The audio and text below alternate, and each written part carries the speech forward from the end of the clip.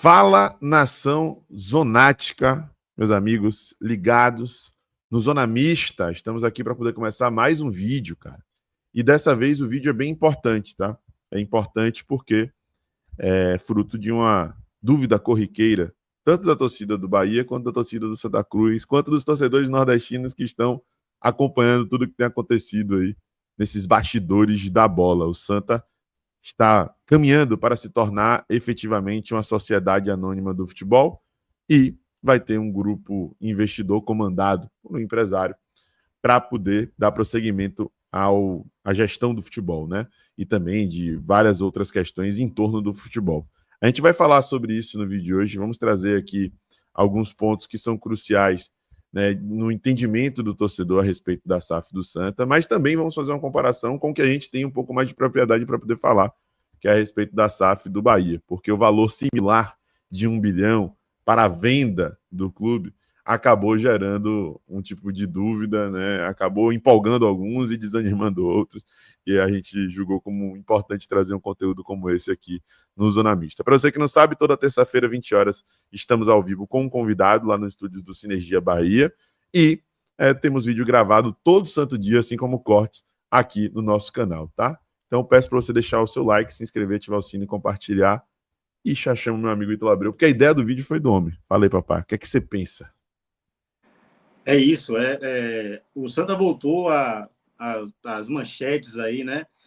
Tem mais ou menos uns 15 dias, 10 dias, porque jogou a pré-Copa do Nordeste, a gente viu aquela mobilização grande da torcida do Santa para ir ao jogo. Mesmo assim, não conseguiu a classificação, muita gente lamentou e tal. Acho que todo mundo no Nordeste tem um pouco de remorso pelo momento que vive o Santa, né?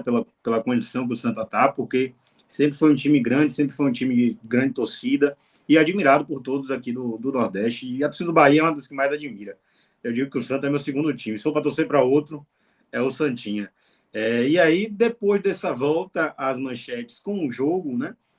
Que inclusive esse jogo tinha mais de 20 mil pessoas ali, mas só tinha isso porque não era permitido.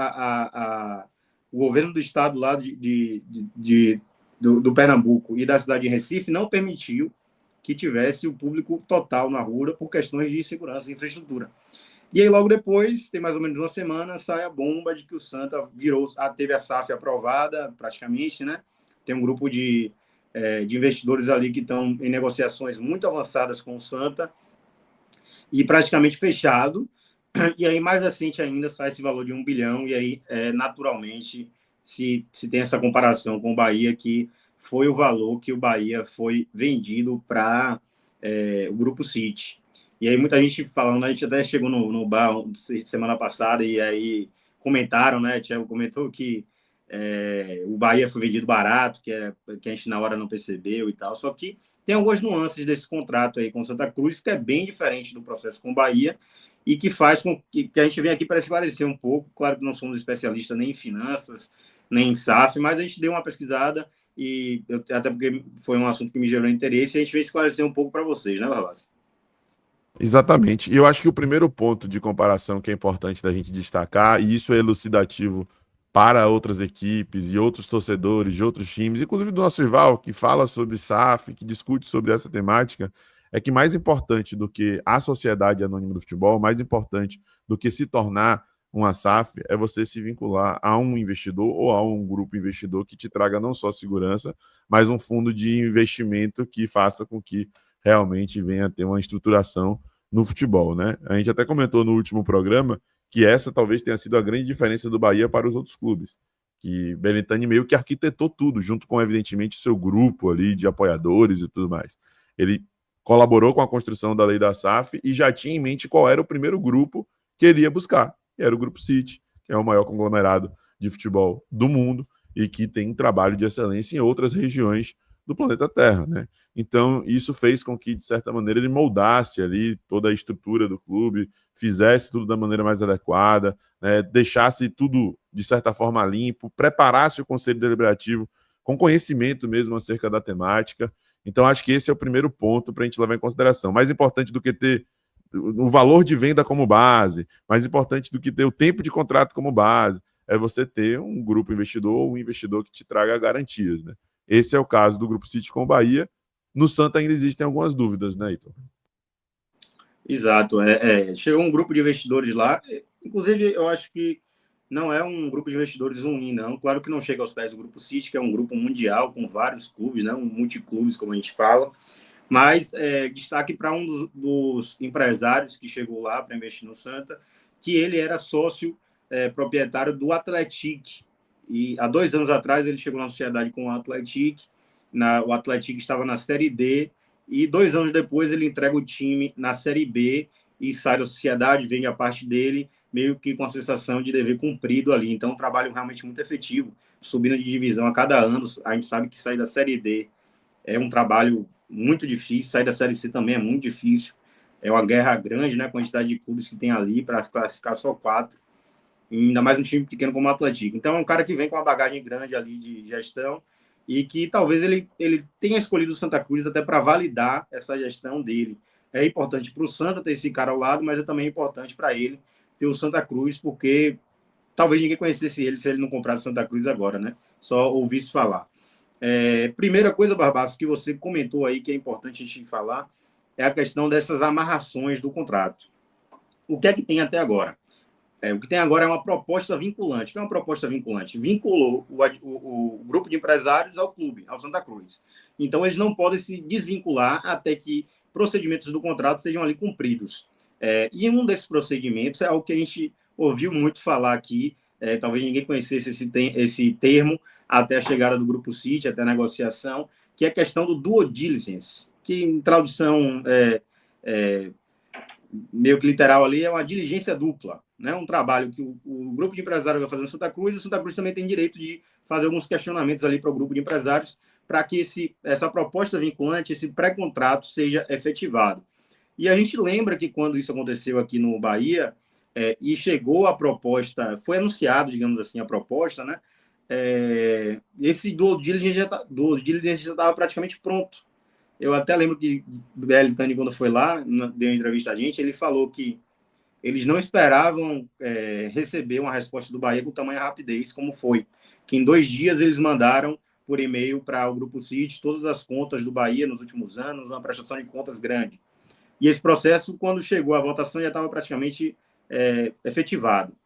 O Santa Cruz não fez isso ainda. Vai começar o processo de due diligence. Ou seja, isso vai demorar pelo menos um ano aí. Vai ter uma negociação grande, até porque o Santa Cruz é um momento complicado, tem muita coisa ali que não é conhecida e precisa que se busque mais profundamente para que esse contrato seja realmente efetivado, né, Babaço? Exatamente, cara, exatamente.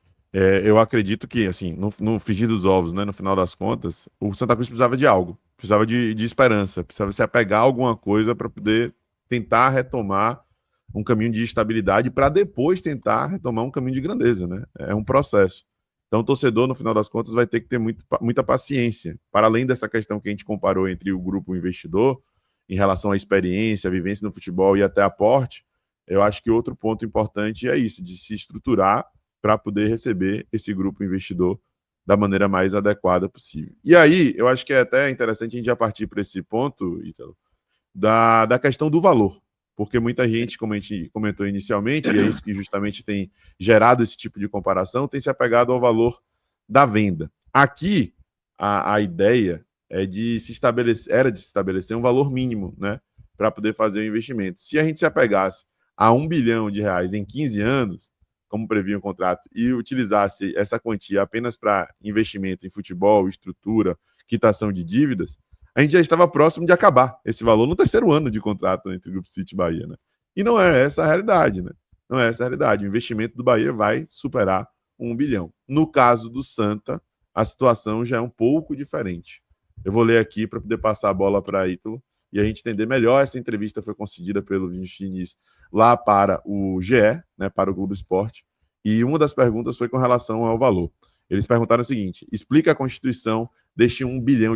Muita gente acha que esta quantia será só de investimento, mas esse valor, na verdade, não é só aportes, né, dinheiro da SAF entrando no Santa Cruz, correto? E ele responde o seguinte: deixar isso bem claro para o torcedor entender. Óbvio, tem dinheiro inicial, né, um aporte inicial para as questões emergenciais, que são infraestruturas e time de futebol. não necessariamente nessa ordem. Após isto, existem outras questões de naming rights do estádio, que é também uma questão de melhoria de infraestrutura do futebol. Vai existir uma verba que a gente vai aplicar caso a gente saia da Série D para a Série C, da Série C para a Série B. Então, tudo isso entra na questão do bilhão. E isso vai gerando o quê? Vai gerando valor para o clube. Então, o R$1 bilhão é uma geração de valor que se soma a vários componentes que compõem essa questão do dinheiro. Então, todas as SAFs, comprou por 400 milhões, comprou por 700 milhões, comprou por 1 bilhão, 1 bilhão e meio. Mas o que é isso? Isso é uma geração de valor que vai ser feita ao longo de 15 anos por uma série de fatores. Isso daí entra uma série de coisas, premiações, ganho de campeonatos, tudo isso. Então, o que a gente está fazendo é tampando os buracos que precisam serem tampados enquanto a gente não tem uma receita que permita fazer os investimentos de maneira mais tranquila. Isso é o que a gente chama de ramp-up, né? Ou seja, um crescimento ao longo do tempo, mas a expectativa nossa é chegar em 15 anos um pouquinho até mais que 1 bilhão. Então as receitas entram para o clube dessa maneira. Existem receitas de investimento, existem receitas recorrentes, existem receitas de premiação, uma série de receitas. É assim que a gente consegue compor esse R$1 bilhão.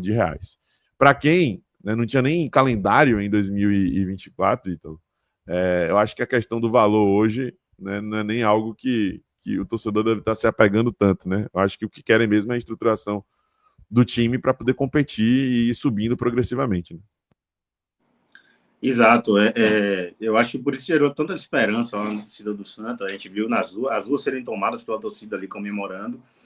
Mas no que tange mais a gente, que é esse assunto do bilhão, né? Essa comparação com o Bahia, tem algumas coisas nessa parte que você leu aí, que deixa claro que esse valor do Santa por 1 bilhão é meio que um marketing, sabe? É meio que para aparecer mesmo, porque não é um valor que vai ser um aporte, chamam até de dinheiro novo, dinheiro externo, né? É um dinheiro que vem de fora do clube para dentro, dentro da gestão.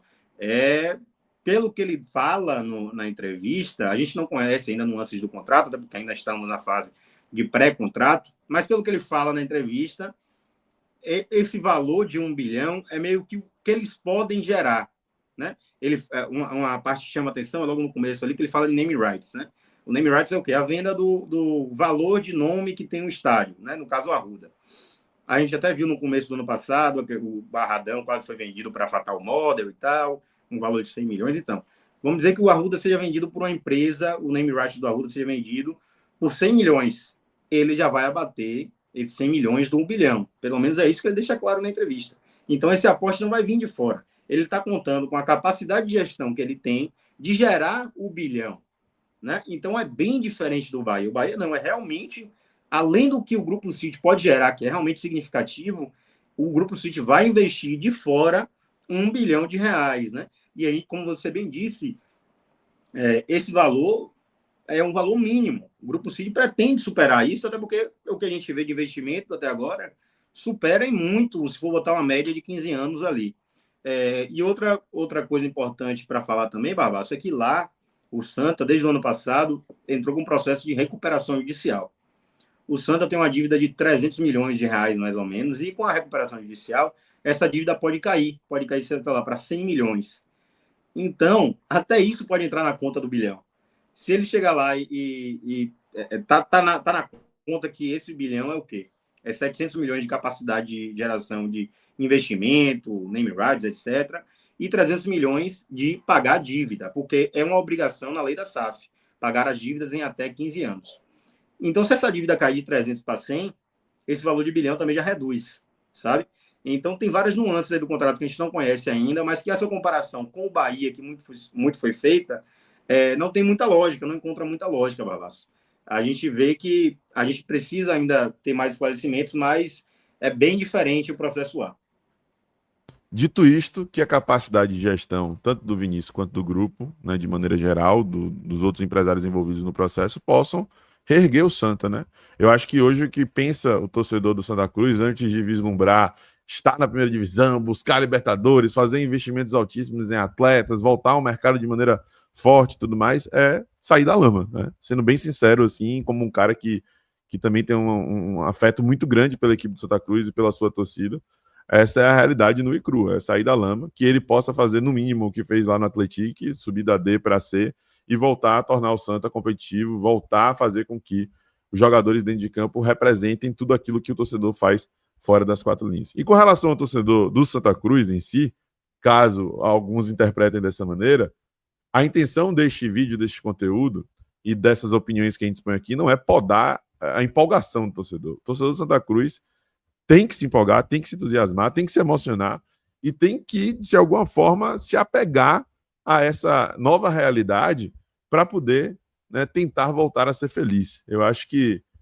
a SAF vem em um bom momento. Eu acredito que o investidor, para o que precisa hoje o Santa Cruz, com o projeto que ele já desenvolveu de maneira muito efetiva lá no Atlético, está muito alinhado e tem tudo para poder contribuir para que o Santa volte ao seu status de grandeza, né? E é essa, no final das contas, a nossa torcida. Mas, enfim, a SAF do Santa e do Bahia é extremamente diferente, né? Exato. Você falou aí de Vinícius Diniz, só para deixar claro que essa entrevista não foi de Vinícius Diniz. Vinícius Diniz é o cara que saiu do Atlético e para ir para o Santa, mas essa entrevista foi de um outro sócio, que é o Márcio Cadá. Então, se você quiser vê-la totalmente, só jogar no Google aí, Márcio Cadá, GE, entrevista, Santa Cruz, que você vai achar. Tem muito mais coisa lá para você ver. Para além disso, Barbá, só uma coisa que eu queria falar é que a gente viu no final do ano de 2022 o Bahia tem um problema, não foi um problema, né? A gente meio que tinha dúvida de quem estava gerindo o clube, que era a gente tinha a Belitani ainda como presidente, mas o Grupo City já estava ali por baixo dos panos ali, gerindo também. E a gente sabe que provavelmente isso vai acontecer durante o ano no Santa, então talvez a Série D seja uma Série D melhor, até para concordar com o que você falou, de que cria uma esperança já de uma melhora recente. E além disso, também quero falar que a gente fez um vídeo ali meio compilado, até está dando mais tempo do que eu imaginava. Se você quiser se aprofundar sobre o assunto, certamente vai sair muitas matérias sobre isso. E eu queria indicar dois canais, um que já fez um vídeo e outro que talvez faça, que é o NE45, tem um vídeo de 1 hora ali falando muito bem sobre isso. Eles têm pessoas que moram lá em Pernambuco, torcedores de Santa Cruz, então se aprofundam mais sobre isso. E o outro é o Sport Market Makers, que é um canal só sobre gestão esportiva. Depois dá uma olhada lá, com certeza deve sair algum vídeo sobre Santa Cruz e algum vídeo bem informativo. Exatamente. E é isso, sucesso ao Santa. Essa é a nossa torcida. Aguardem que vão sair cortes sobre isso e diversas outras questões, porque isso acabou sendo um debate no nosso último programa.